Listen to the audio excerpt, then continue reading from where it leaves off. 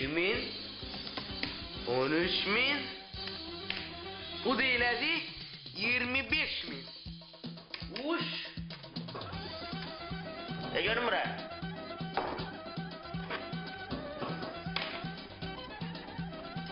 Buyurun Qaraməli. Keç otur. Qulaq as. Bayram qabağıdır. Yeni il gəlir. Qiymətləri 100% qaldırın, 50% də indirim edin. Alıcılara da deyin ki, bu topdan satış qiymətidir. Qaraməli, bəs küşnar ağaçlarını eləyək. Şunlar nədə? Yolkada. Onlar da onun kimi verin getsin. Oldu.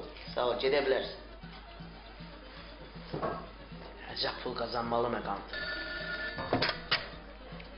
Alo? Nə var? Ay kişi, uşaq Şaxta baba istəyir. Nə Şaxta baba? Şaxta baba vaxtıdır. Televizorda reklam edirlər ki, canlı Şaxta babanı evə çağırmaq olur. Uşaq da görüb özünü öldürür ki, Şaxta baba istəyirəm.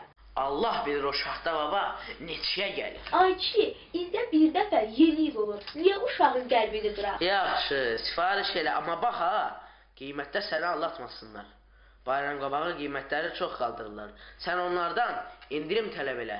Hətta çalış ki, topdan satış qiyməti ilə sifariş eləyəsən. Topdan olanda qiymət çox aşağı düşür. Öyrən də belə şeyləri. Görmə aparmayacağam ki. Başa düşsün, topdan.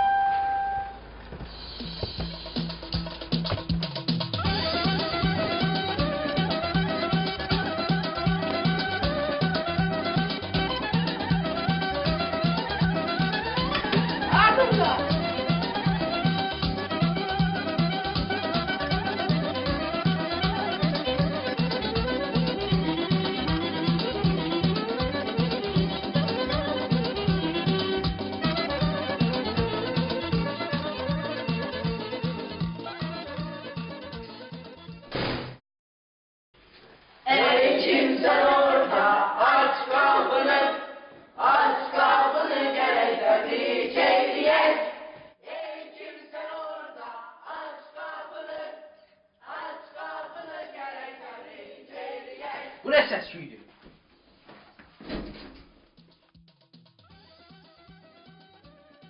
Şaxta baba sifariş vermişsiniz. Vermişik. Amma bu qədər yox. Nerede yani yok? Sifarişte toptan yazılır.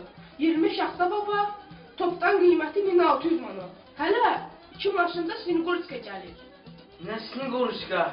Nə 1600 manat? Neynəm sənə yer var?